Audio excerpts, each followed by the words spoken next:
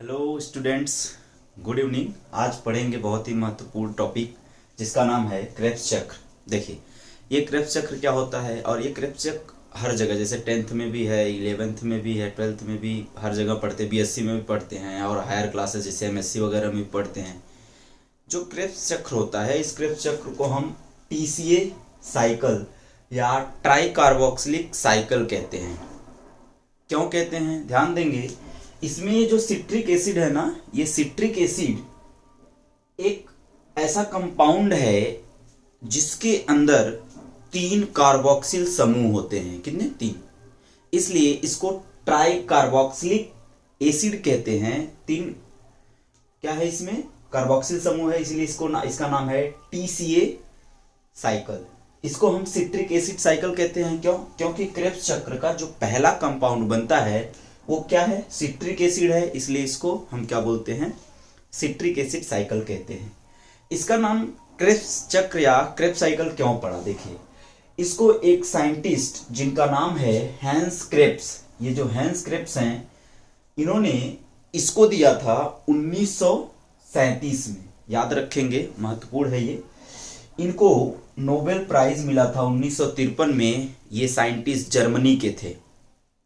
ठीक है, आगे देखते हैं, हम एक एक करके स्टेप को समझते हैं। पहली और महत्वपूर्ण बात यह है कि इसमें जितने भी एंजाइम हैं, क्योंकि जो क्रेब्स साइकिल है ये एंजाइमेटिकली गवर्न है, एंजाइम के द्वारा चलाया जा रहा है।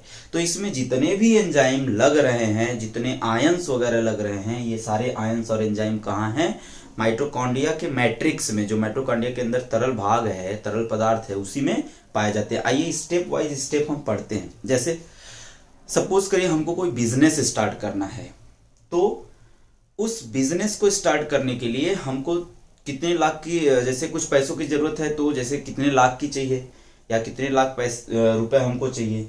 तो मान लीजिए हमारे पास क्या है, 2 लाख रुपए हैं। किस रूप में? Acetyl coenzyme A. ये कहाँ बना था? ये बना था लिंक रिएक्शन के दौरान। किससे? ग्लाइकोलिसिस के पायरुविक एसिड से एसिटल कोएंजाइम में। अब हमको क्या करना है, अपने बिजनेस को स्टार्ट करना है, लेकिन मेरे पास कितना है, सिर्फ 2 लाख रुपए है और हमें चाहिए कितना, 6 लाख रुपए।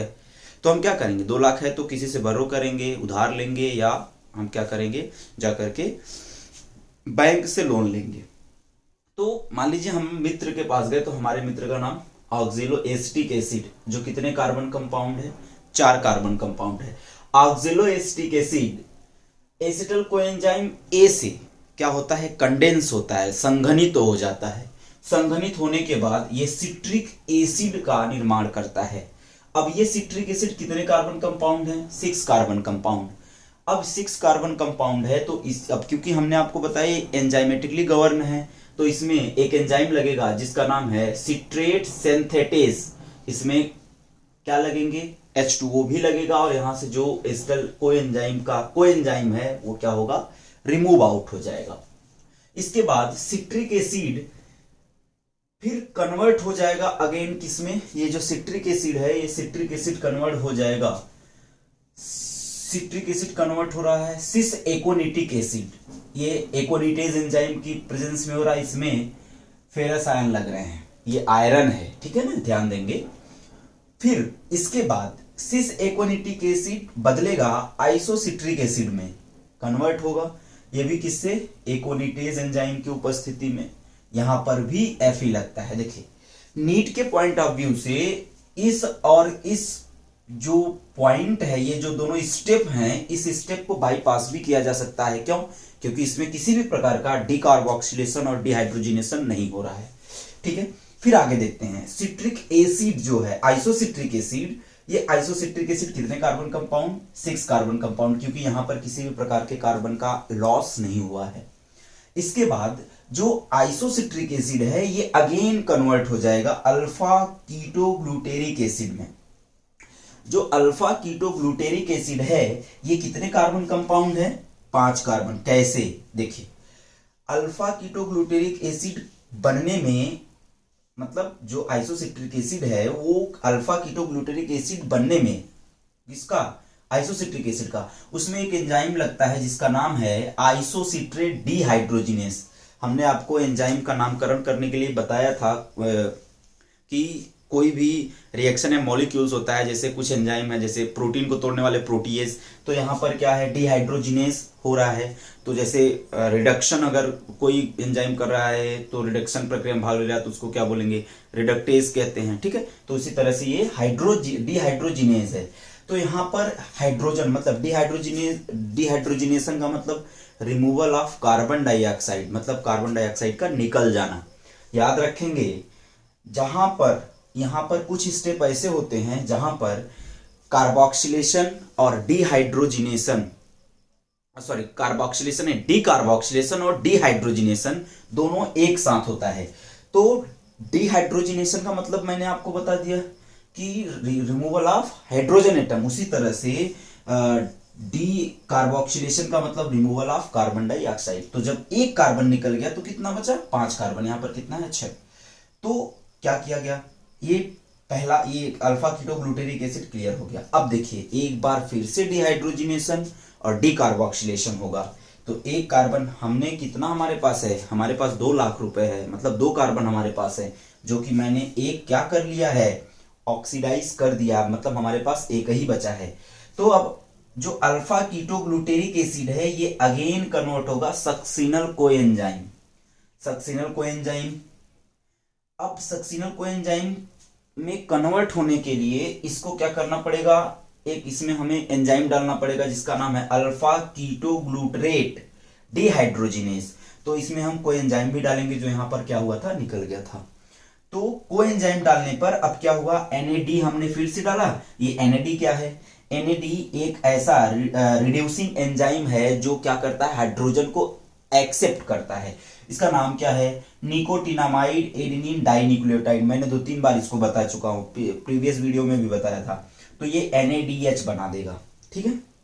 अब यहां पर भी एक कार्बन निकल गया, तो कितने कार्बन निकले, एक कार्बन ये निकला और दूसरा कार्बन ये निकला, तो कितने कार्बन हो गए टोटल। मतलब यहां पर हमारा क्या हुआ, जो साइकिल था पूरा हो गया। लेकिन सर कहेंगे साइकिल पूरा कैसे हो गया, क्योंकि हमारे दोनों जो कार्बन डाइऑक्साइड थे, मतलब जो दोनों कार्बन थे वो हमने क्या कर दिया, ऑक्सीडाइज कर दिया। लेकिन जिससे पैसा लिए हैं उसका पैसा लौटाएंगे नहीं, लौटाना तो पड़ेगा।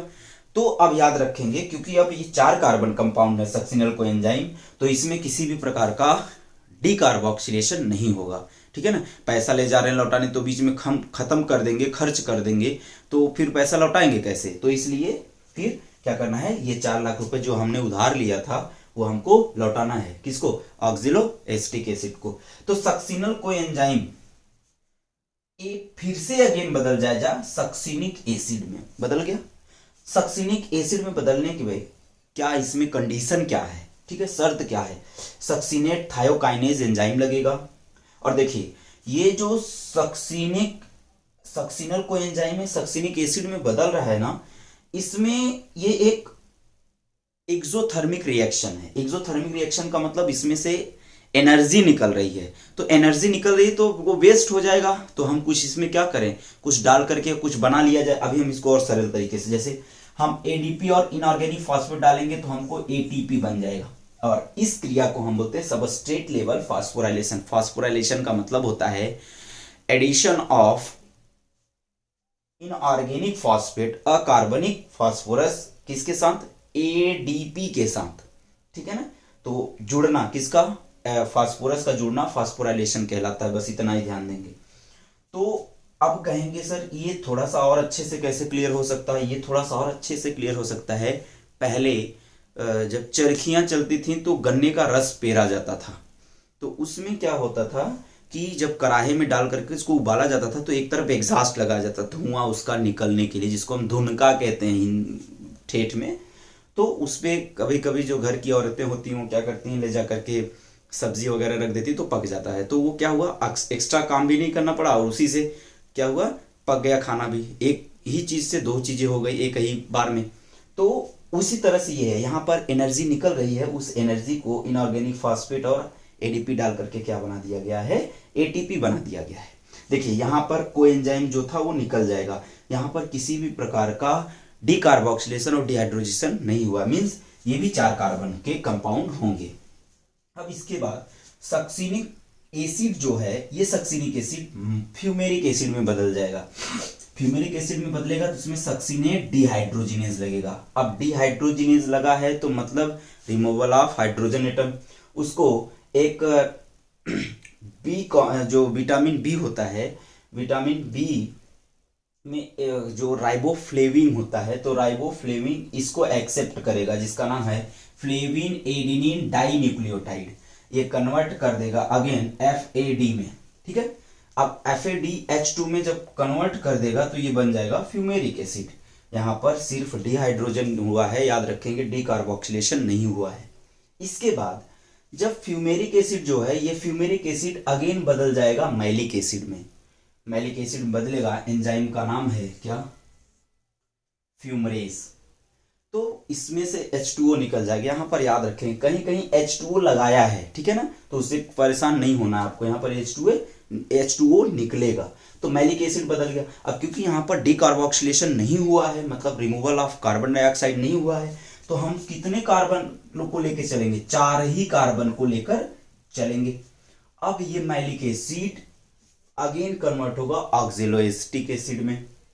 मैलिक एसिड 4 कार्बन कंपाउंड है, यहाँ पर डिहाइड्रोजिनेशन होगा, लेकिन डीकार्बोक्सिलेशन नहीं होगा, क्योंकि हमें पैसा खर्च नहीं करना है, जो हमने उधार लिया उसको हमें चुकाना है। तो मैलेट को क्या कर देंगे हम, मैलेट डिहाइड्रोजिनेज एंजाइम को डाल करके क्या बना देंगे, ऑक्जेलोएसिटिक एसिड बना लेंगे, और NAD डालेंगे, निकोटिनामाइड एडेनिन डाइन्यूक्लियोटाइड डालेंगे, और बन जाएगा NADH+। अब देखिए क्या हुआ, ऑक्जेलोएसिटिक एसिड फिर से हमने लौटा दिया। अब ये जो साइकिल है कंटिन्यू चलेगा ऐसे ऐसे, ठीक है। अब जरा कुछ महत्वपूर्ण इसमें ATP का जो निर्माण या इनडायरेक्ट जो ATP बनते हैं उनको हम देखते हैं कि एक कंप्लीट ग्लाइकोलिसिस या ग्लूकोज के ऑक्सीडेशन में कितना ATP का निर्माण होता है।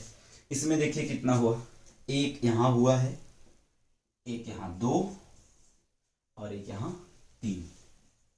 कितने NADP बने हैं, NADH कितना बना है, 3।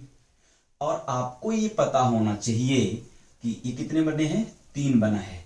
और एक कितने के बराबर है, एक जो है NADH कितने के बराबर है, 3 ATP के। तो अब 3 गुणे 3 करो, कितना हुआ, 9 आ गया, ठीक है। अब देखिए ये जो FAD है, ये FAD कितने के बराबर है, FADH2 जो है ये 2 ATP के बराबर है। कितने ATP के बराबर है, 2। तो कितना हो जाएगा, 2 हुआ, कितना हुआ, 2। अब एक डायरेक्ट ATP बना है, एक डायरेक्ट क्या है, ATP बना है, तो कितना हुआ, टोटल हो जाएगा 12। कितना हुआ, 12। अब जरा याद रखिएगा, मतलब एक क्रेब्स, सिर्फ और सिर्फ क्रेब्स चक्र के चलने में कितनी ATP बनेगा, 12 ATP। अगर हम इसमें लिंक रिएक्शन को जोड़ ले, प्रीवियस वीडियो में लिंक रिएक्शन का डाला है, तो जिसमें हमने आपको बताया था कि इसमें क्या होगा, लिंक रिएक्शन में इसमें जो पायरुविक एसिड है ग्लूकोज बनाएगा, ग्लूकोज क्या करेगा, एक मिनट, ग्लूकोज जो है वो पायरुविक एसिड बनाएगा, और ये जो पायरुविक एसिड हैं, ये पायरुविक एसिड क्या करेंगे, बदल जाएंगे, पायरुविक एसिड बदल जाएगा किसमें, और एस्टर कोएंजाइम में, और यहाँ पर रिमूव हो रहा था NADH+ हाइड्रोजन आयंस, ये क्लियर है। तो ग्लूकोज के एक मॉलिक्यूल से कितने पायरुविक एसिड बन रहे थे, 2। तो मतलब यहां पर कितना हुआ, अब 2 बने तो कितना हो जाएगा, 2 बन गया ये। अब क्या हो जाएगा, जैसे मान लीजिए यहां पर कितना हो, 3 3 का 9, 9 2 11 और 1 12, ठीक है। अब यहां पर 2 बने तो कितने हो जाएंगे ये टोटल, ठीक है। अभी 1 मिनट देखते हैं, 12। और यहां पर थोड़ा सा ये हम देखेंगे कि एसिटल को एंजाइम A में, अब क्योंकि NADH से कितना बन रहा है, यहाँ पर 2 बन रहे हैं, तो 3 दूनी कितना हो जाएगा, 2 3 6, ठीक है। तो एक NAD से कितना बन रहा है, अब क्योंकि हम एक बार देखेंगे तो कितना हो रहा है, एक NAD से कितना बन रहा है, एक मिनट, इसमें से कितना NADP, सॉरी P नहीं होगा, H होगा, NADH से, तो ये कितने के बराबर है, 3। मान लीजिए एक बार हम चलाएं तो 3, तो कितना हुआ, 12 3 15, कितना हुआ, 15 हो गया। तो हम यहाँ कितना करेंगे, प्लस 3 और जोड़ देंगे तो कितना हो जाएगा, 15 होगा। तो मतलब एक ग्लूकोज, और ग्लूकोज में जब ग्लाइकोलिसिस बताए थे तो वहां बताए थे 8 ATP, कितने, ग्लाइकोलिसिस के द्वारा 8 ATP, टोटल कितना हुआ, 15। अब 2 बार चलेगा क्योंकि एक पायरुविक एसिड से एक क्रेब्स चक्र चलेगा, दूसरी पायरुविक एसिड से दूसरा, तो 15 दूना 30 और 8 ये 38। टोटल जो एक ग्लूकोज के ऑक्सीडेशन में टोटल कितने ATP बनेंगे, 38 ATP। इस बात को याद रखिएगा, पूछा जाता है, ठीक है। Keep watching and thanks a lot, wish you all the best.